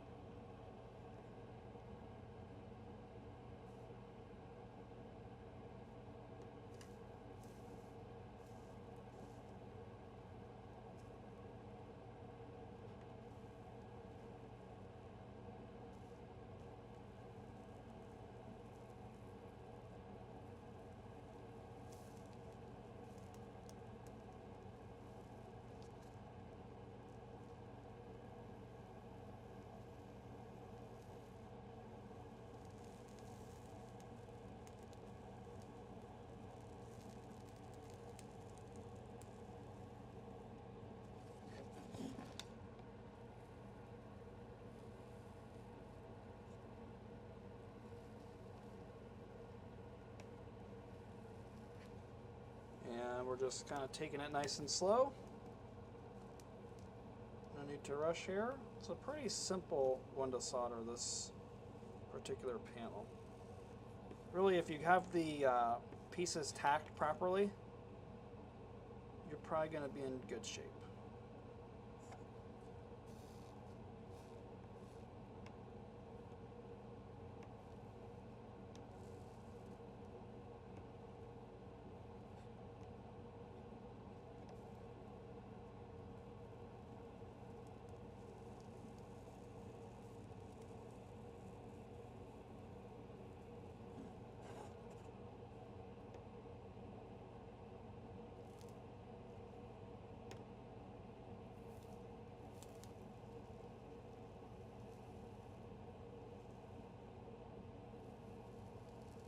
I like to keep that soldering iron pretty heavily loaded with solder.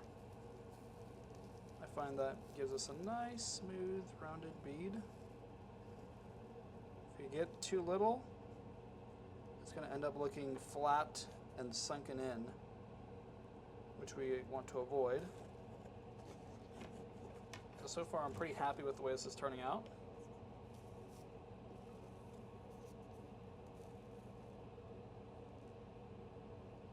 We want to really try to blend in anytime we are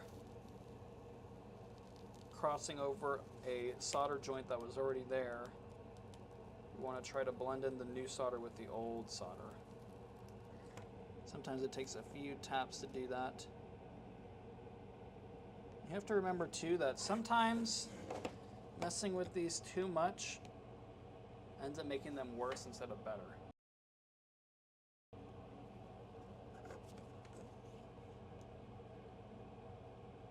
And Valerie just bought the foiler from the website. Oh, awesome, Valerie. Thanks for doing that. Yeah, I think you're going to like it. I mean, you've seen me use it in several of the videos here. And at least so far, I really don't plan to swap it out. I think it's working out pretty well for me. If you look in some of the older videos, you'll see the older foiler I used to use, which is not bad. It's just a little bit more setup than I like personally. And this one I think I've been really enjoying too. And at first I wasn't sure about it, but after getting to use it, and that might happen to you too. You might be a little unsure when you first start using it, but I have come to like it. Okay, so I'm pretty happy with this side so far. We're gonna go ahead and flip it over and do the exact same thing.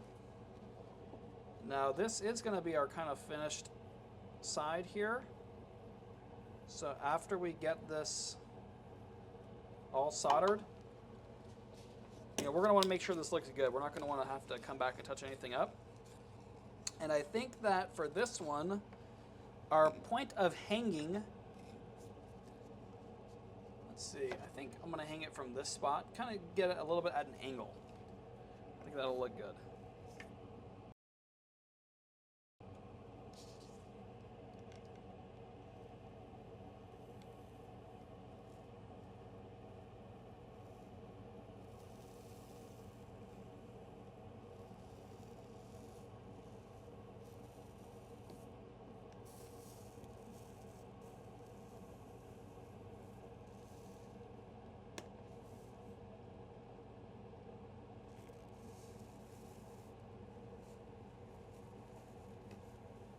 So again, tinning this perimeter pretty heavily.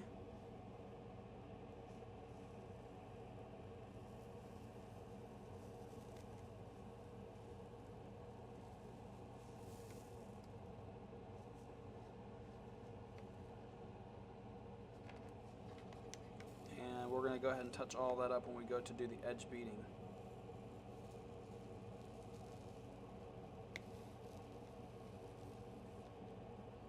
And I'm actually running out of solder here. Hoping that I have enough to finish this project. Definitely gonna have to be more for next week. It's gonna be pretty close. We're getting kind of down to the end of this roll here. So hopefully we've got enough. If not, I might have to go check the van I might have some solder. I'm sure I've got some solder in there, worst case scenario.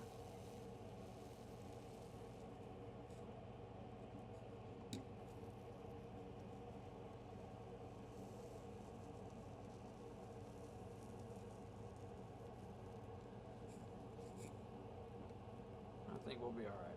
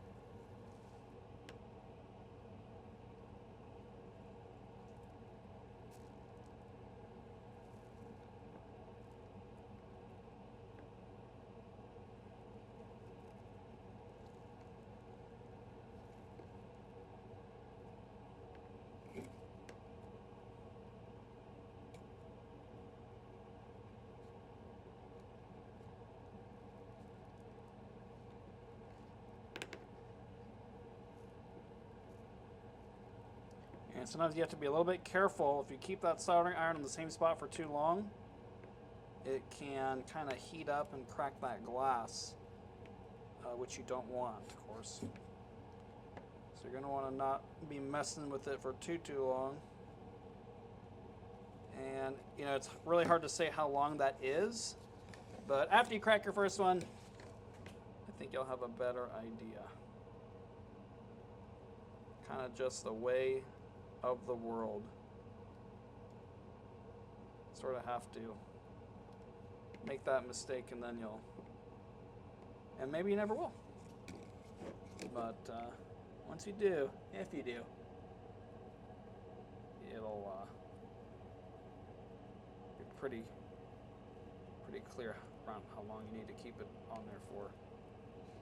And Valerie, I definitely like how the 60-40 flows compared to the 50-50. Yep, definitely. Yeah, the 50-50 really is for leaded panels.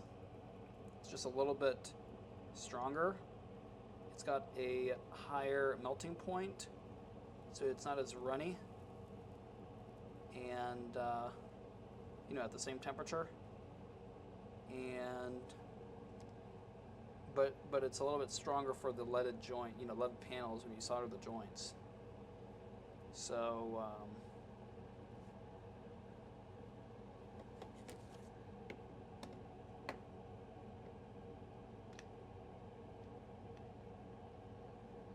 yeah, it's a little unfortunate. That's all I've got right now in the little shop space I've got here. But I'm gonna have to definitely get some this week, and I think I'm gonna go back to lead free. I kind of prefer the lead free.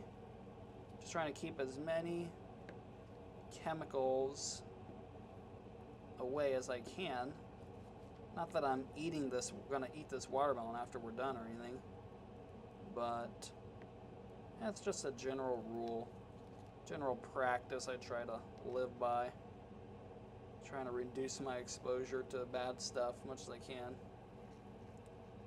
And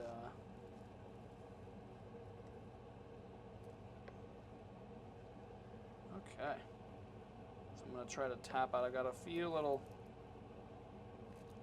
things here I want to just tap on through.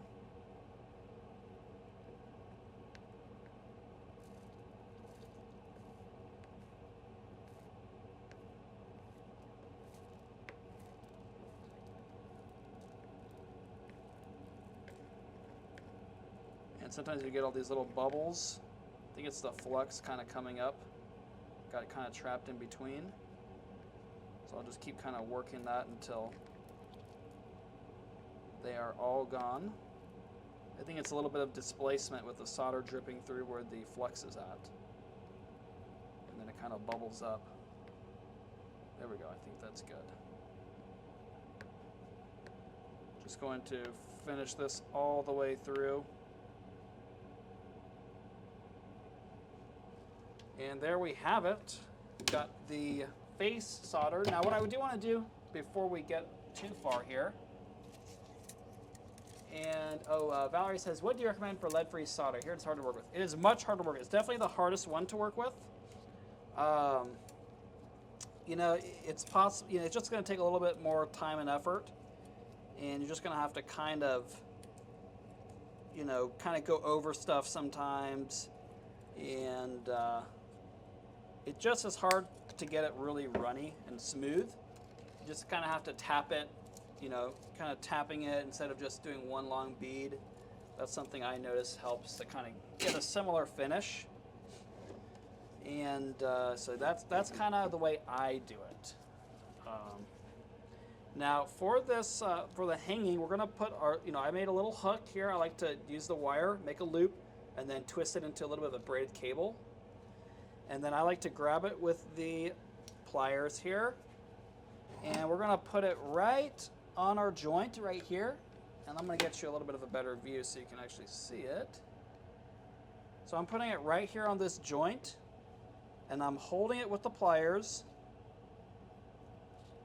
because it gets really hot. You don't wanna hold it with your hand. And you're just going to kind of heat up the braided cable part. Let it kind of or you're going to heat up really the solder underneath it, and then you're going to try to submerge this thing into there. And once it is just like that, we can let it dry, unhand it from the corrosion pliers, and then we can just try to fill that a little bit more to try to hide any little ridges from that wire.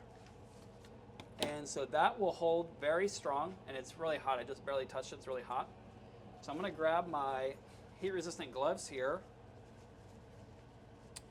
And now we are ready to pretty much, I'm gonna switch this to the overhead for just a second so I can adjust this so you don't get all vertigo from all the movement from the camera. I'm going to adjust this so that I can show you the edge beading here. And you really need a heat-resistant glove for this part. So you see we've got a lot of built-up solder all around it.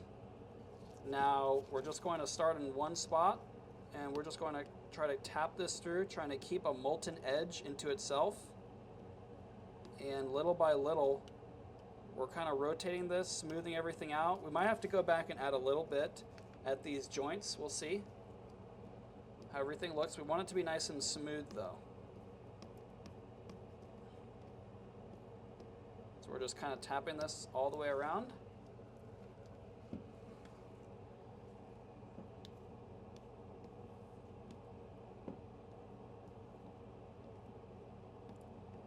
And if you're having a hard time, you might need to unplug your iron or set it to a cooler temperature, because it can, oops, and I got a little bit of a solder right here. Kind of drifted right into my little fabric. It cooled off, so it's fine now. Definitely you're gonna need something to protect your hands though. Hey Ella, thanks for joining us.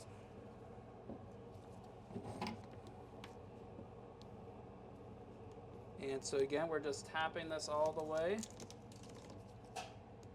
In this case, going from this corner to the other, trying to make it nice and smooth. And again, if you need to, you can reduce the temperature on the iron. Sometimes that helps, because if it gets too hot and too runny, it could just all drip right down.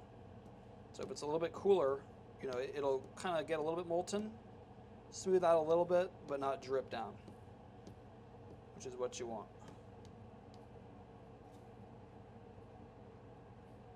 You just want to be very careful. Just take your time. Really focus here. You don't want to injure yourself. So again, starting from this corner. And this is a pretty simple one. It's kind of got a pretty, just one curve on the perimeter and one straight line. So this is definitely one of the simpler sort of shapes to edge bead. Now the bonsai tree we have coming up next month, that one's going to be a little bit more of a challenge, but I think it's going to be worth it. It's going to be a pretty cool piece, I think. I'm hoping anyway. Need to check to make sure all the glass is the right glass and all that stuff. And I need to actually get those scheduled on the live streams. I'll have to get that up. Make sure I have all the links ready in the live stream community. I'm sorry, the Stained Glass Mastery community. And Ella asked if I use the Weller 100-watt iron. I do. Yep. That's it right there. And it works pretty good. You know, I'm not sure if we're able to get it anymore. I might have to switch to a new one that we are able to get so that people can buy it. But I like this iron. It gets really hot, which I find to help my productivity.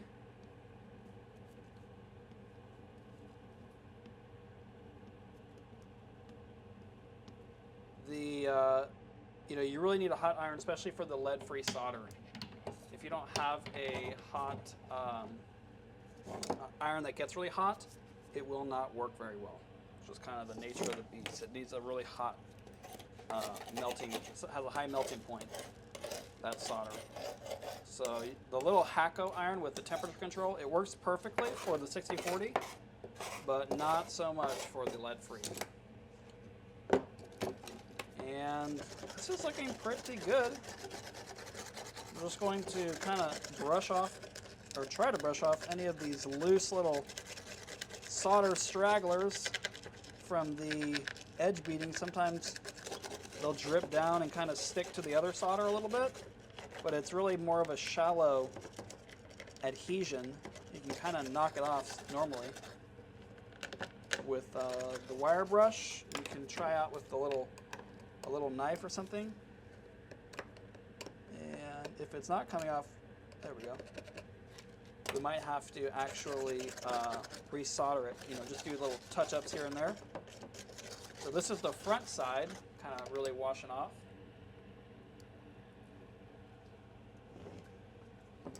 And Ella mentioned my hack was acting up, I think I got a fake one. Oh, interesting.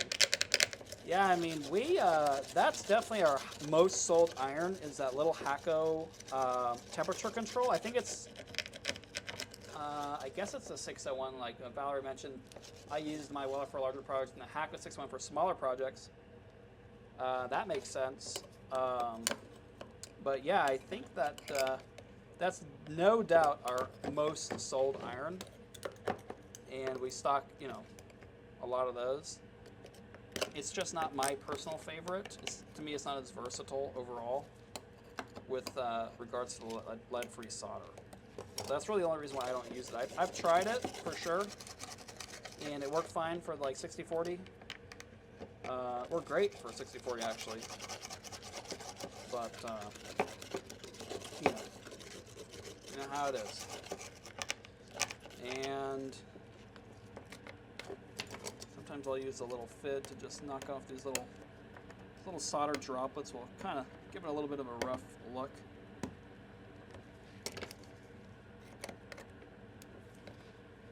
And again, you might have to do a little touch-up solder. But we were able to pretty much get all these off like this. So that came out pretty well. And now, last but not least, we are going to patina it with our black patina as usual. Just grab our rag and we'll go ahead and get started.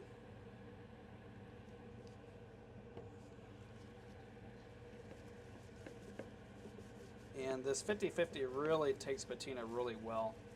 I mean, it just darkens everything up pretty much instantly. really works out for that.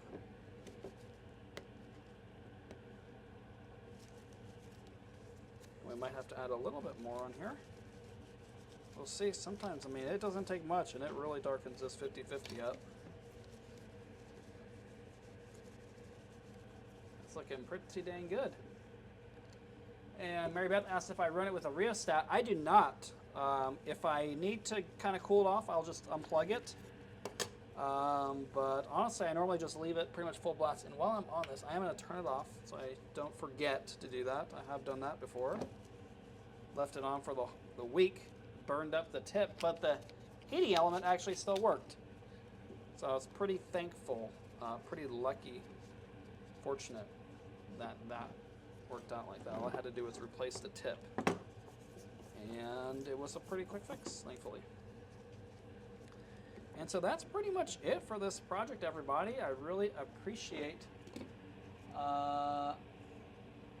Mary Langworthy, how can we buy a small box of scrap like you showed when making the Radiant Sun and Geometric piece? Well, Mary, we do sell those, but really only to walk-in customers, I believe. If you look on our website, if you search scrap box, I'm not sure if they're set up for shipping. You know, I'll have to check on that. I'm not sure. You know, I know we sell them, and we've got like so much scrap glass. It's not even funny. So we're just trying to kind of get rid of it. You know, we've got so many pieces of scrap. But normally it's just to walk-in customers, I believe. But I'll have to check on that. And if the website lets you buy it with the shipping, then we should be good to go. If you search scrap box on the search bar.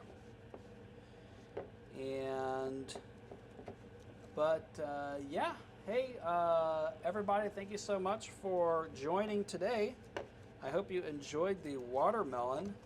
This is the the third project of the September kit. So again, thank you all so much. I hope you enjoyed it.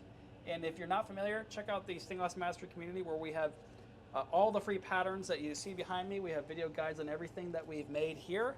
And we've got free resources and a great community of people that you know, you can ask questions, share projects, and if you're experienced, you can answer questions too. So we really appreciate that too. So again, thank you all so much for watching. We will see you next week for the week number 4 of the September Stained Glass kit. Thanks so much.